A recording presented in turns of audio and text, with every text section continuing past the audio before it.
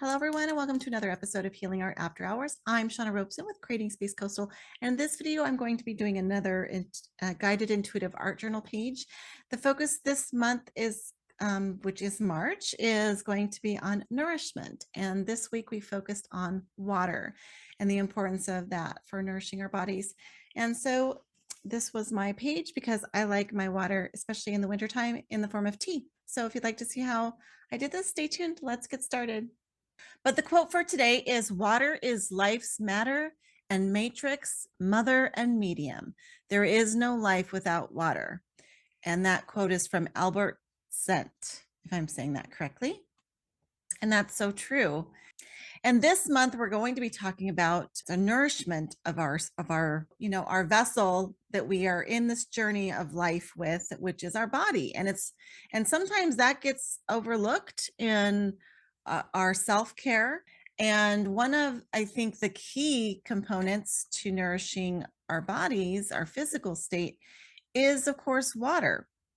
We're made up of 60% of it, and water is a key element to so many processes of the body. We just really can't function without it.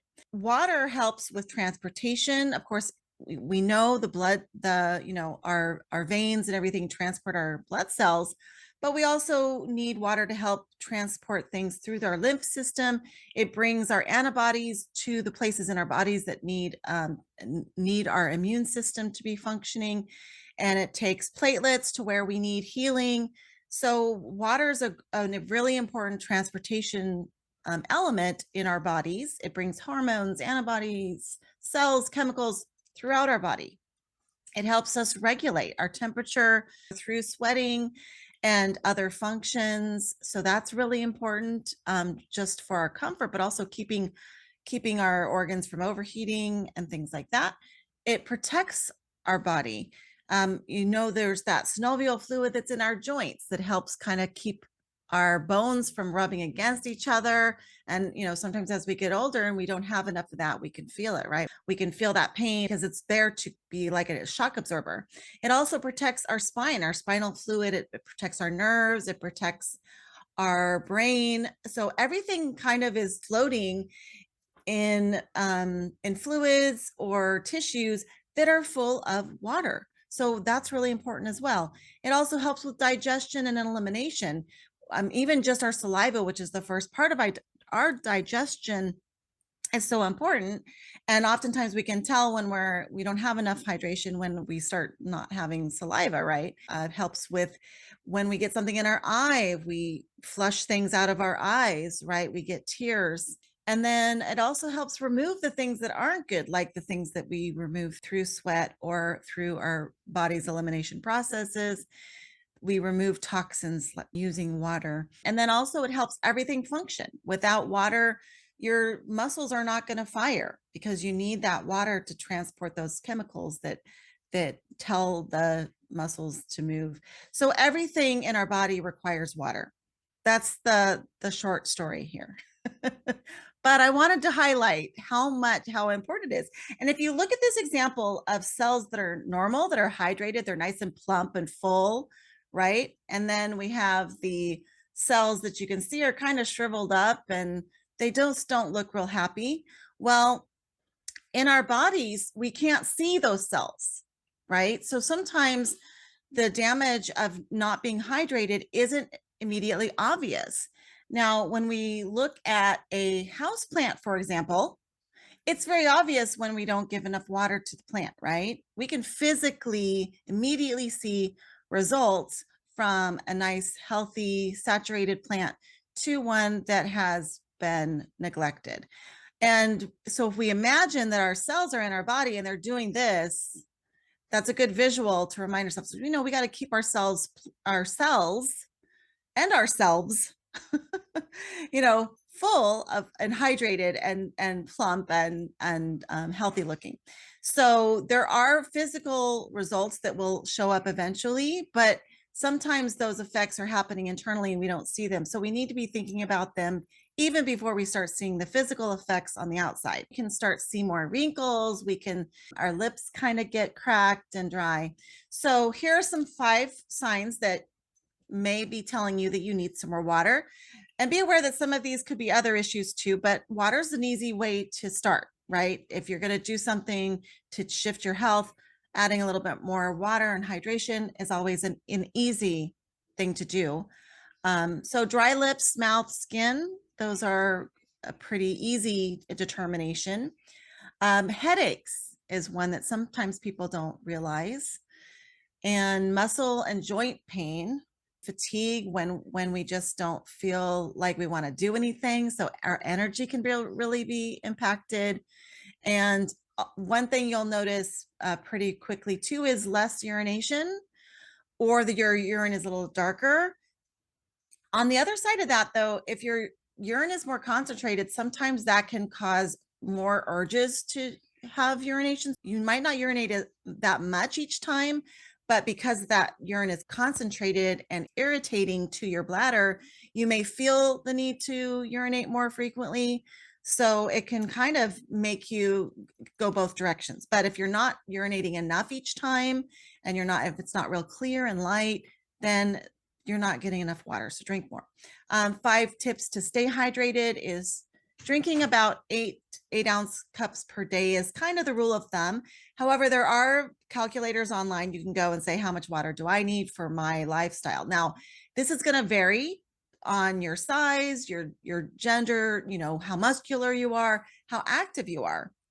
If you're a real active person, an athlete who's sweating quite a bit, or if you're in a hotter climate where you're sweating quite a bit, you may need more than if you're in, a cooler climate where you're not doing too much. So it's really going to vary, but the general rule of thumb is 8 by 8. So 8-ounce cups per day. Carry water with you, having a good water bottle, ideally one that's safe and chemical free, maybe metal or glass or a BPA free plastic, but just carrying it with you, having it there so it's convenient to grab. Avoid alcoholic and caffeinated drinks, because even though people say, oh, I'm really thirsty, and they want to drink more beer, but beer is a toxin and that's going to flush more water out. So the more you keep flushing, sometimes you're going to take a lot of electrolytes and nutrients with it and lose more of those than you want to. So you have to be careful with things like the diuretics, like the caffeine and the alcohol. If you're feeling unwell, first order of business might be to hydrate. See if that helps, because maybe you're going to help boost your immune system and get those antibodies where they need to be quicker. And then also consume liquid-rich foods. One thing to remember is that we don't only get water from our drinks, we also get it from food. So if you're eating a lot of soups or fruits and things with a lot of juiciness to them, then you are getting some water content with that. So the daily need for water is a little bit different than what we need to drink, because we're consuming some of that through our fruits and vegetables and other liquids in our food. Okay, I'll get off my soapbox here, but that's the topic of the day. So what I want you to do for this writing exercise is I want you to think about your routine and some of the things that I've shared today, and think about if you feel like you are getting enough hydration, or if there's ways that you can improve your hydration routine. And just write about the concept. You can even write a thank you letter to water, or the earth, for providing this life-sustaining element. Whatever makes sense to you. You can talk about your favorite beverage, your favorite way to nourish your body with water. Whatever makes sense to you. I'm going to set the timer for 3 minutes as usual. Okay. Hopefully you had some insights about your water intake. One thing that came to my mind is I do find that I do like water just by itself. I like ice water, in particular when it's warm outside. In the wintertime, I find that I don't want to drink as much ice water, and I don't like water that's not ice water. I like it icy. So then I want to drink tea or warm coffee or things like that not only have caffeine, but I like it sweetened. I don't like coffee black. and I don't like my tea without, I even put sweetened creamer in my tea, which is not as healthy. So I was a reminder of, when you add a lot of sugars and other things that are diluting that water, or mixing with that water that your body now has to process, it kind of acts like a diuretic too, right? So you've got to process all that sugar. So one thing is to increase drinks, but also to think about making sure that they're not so full of sugar and other things that you need to then flush out of your system or process, because that will tax your body a little bit more. Okay, so I'm going to work on that, and maybe you discovered something, or maybe you discovered that you have really healthy water drinking habits. The prompts. So the first one is, of course, water. From magazines and books, I gathered some pictures that included water. Like this was water, the essence of life. And I liked that quote, and I actually used that in my presentation. But this had some images of looking at the earth full of water. And then I just found some other just water images that I like.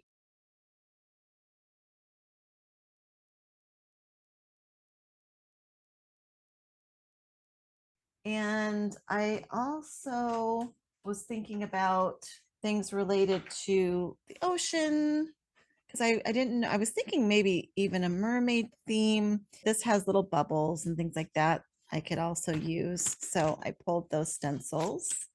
This stencil kind of made me think about water and waves. So I pulled that as well. And then the color is analogous.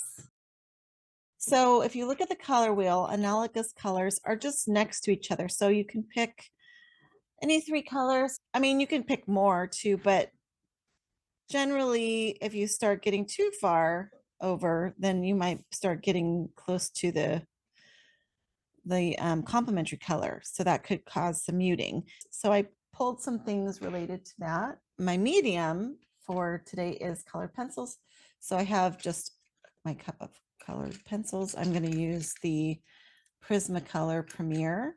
So I'll maybe do some details with those. Maybe more of the final details. And then the pattern for this week is diamond. So the things that I gathered for that is these are these little mini gel plates, and there's different shapes, and one of them is a diamond. I think you see it. It's kind of hard to see. So it's a diamond shape there. And then I also had this stamp that has these little diamonds. So I pulled those, and I have one on each side of my acrylic plate. So I might use those. And I also had some stencils, and I pulled some diamond patterns there. Oh, this is a stencil I pulled thinking about scales for a mermaid if I do decide to go that route. Now, this one I came across when I was looking, and the funny thing is, this is my teacup. And this pattern looks a lot like my pattern on my teacup. And I was thinking about maybe doing a big mug, like a tea mug, I should say. It says, "You go, girl."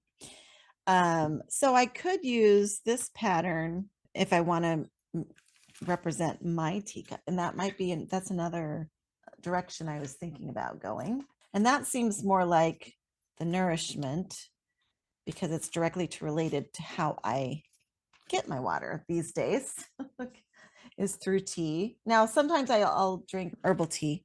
I like the mint tea.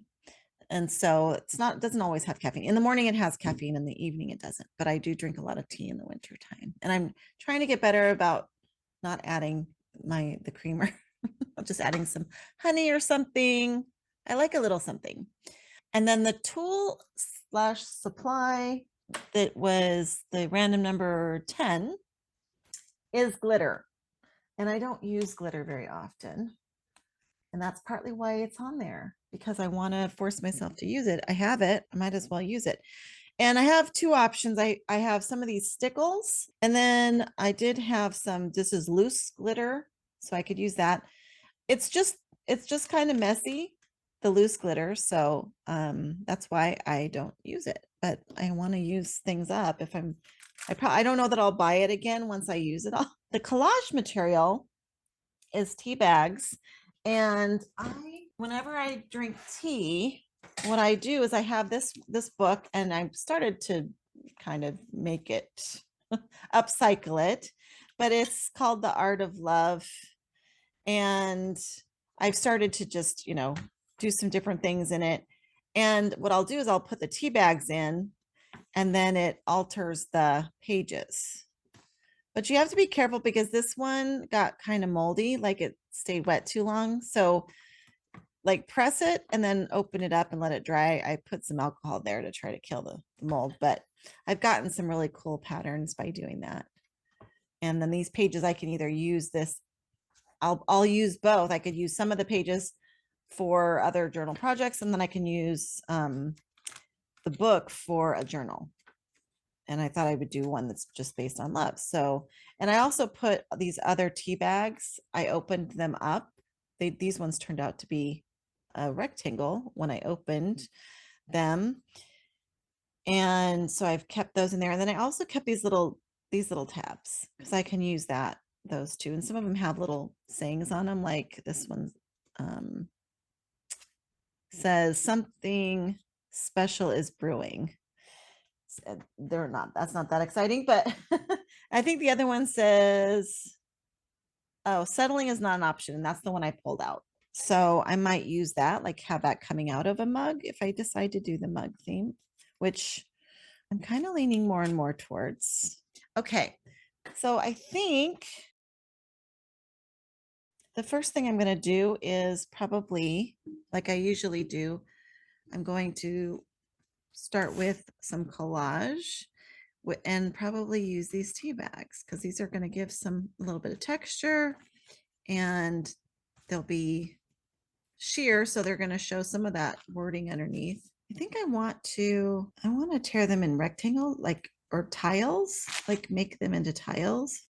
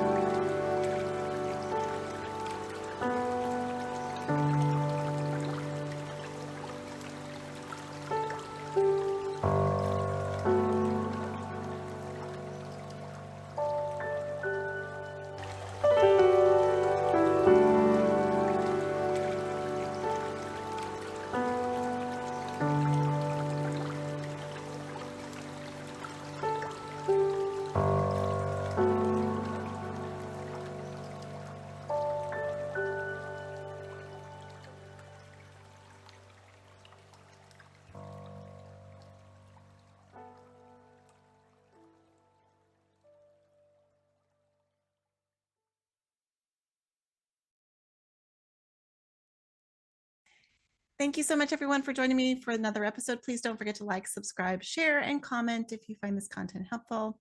And as always, happy creating. Bye. And drink lots of water.